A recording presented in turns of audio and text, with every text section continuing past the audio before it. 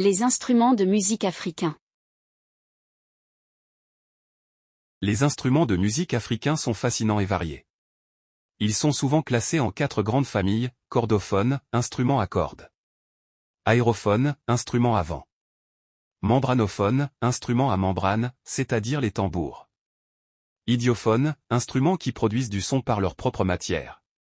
Ces instruments sont souvent utilisés dans des contextes rituels et communautaires, et ils jouent un rôle essentiel dans la vie quotidienne et les cérémonies en Afrique. La vielle imzad est pratiquée par les femmes touaregs du Niger ou les berbères.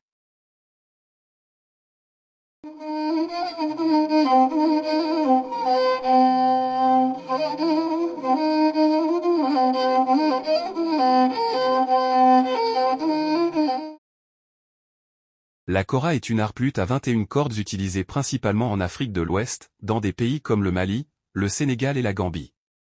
La kora a un son unique, souvent décrit comme un mélange de harpe et de guitare, et elle est traditionnellement jouée par les griots, qui sont des conteurs, historiens et musiciens.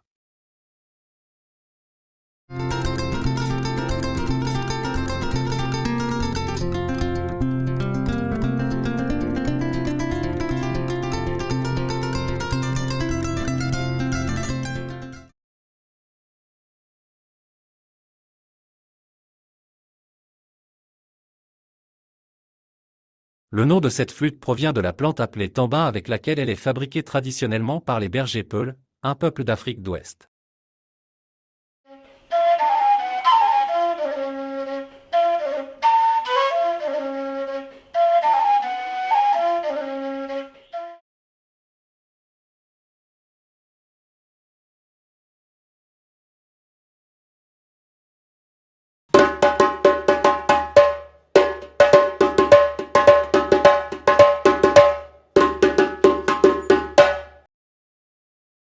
Le tambour d'eau, ou tambour à eau, est un instrument de musique qui appartient à la famille des percussions.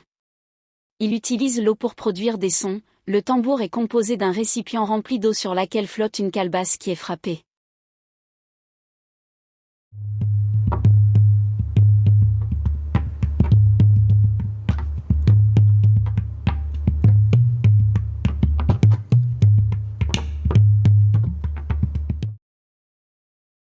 Le tama ou kalangu est un tambour en sablier en bois de 60 cm de long et 20 cm de diamètre, à double membrane et à tension variable.